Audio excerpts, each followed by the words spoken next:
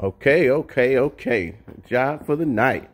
Water pump job on a 2003 Chevy Impala. Actually got the water pump already off. Old one's off.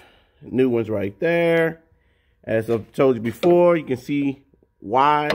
There's the telltale sign going bad. You see the coolant leaking out the weep hole. Not a bad job. Little work. Got it off. You have to remove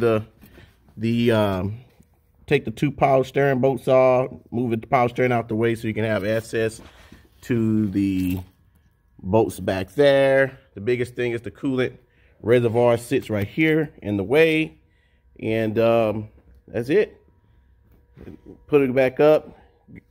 Kit come with a gasket, and we'll continue the video when we're done. I'm gonna clean up the bolts some also. They got a little build up on, just make it much easier to turn in with no resistance. So I'm gonna clean them up a little bit before I put them back on. All right, got them all cleaned up. I used a wire wheel to clean them up. The reason of cleaning them up is to get all the grime and the buildup off of them. Therefore, when you go to torque the bolts, nothing is in the way to resist it and to give it a false torque reading. So cleaning the bolts up is a plus, especially threads. But when you have a longer shaft like these 4 long bolts there, the buildup was big on it, was heavy on it. That also caused problems too with spinning, with turning inside the hole of the part or whatever you're installing. Alrighty, well, we got the new water pump on. As you can see down there, we got her all installed, looking pretty and clean. So we're gonna go and get that power steering pump worked in and call it a night. That's gonna be the most difficult.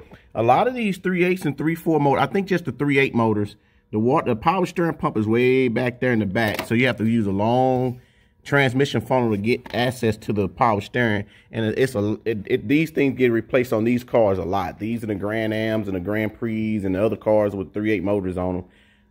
So we torque, and always get your torque wrench. Always get your torque wrench calibrated. It's worth it. I get mine calibrated every year.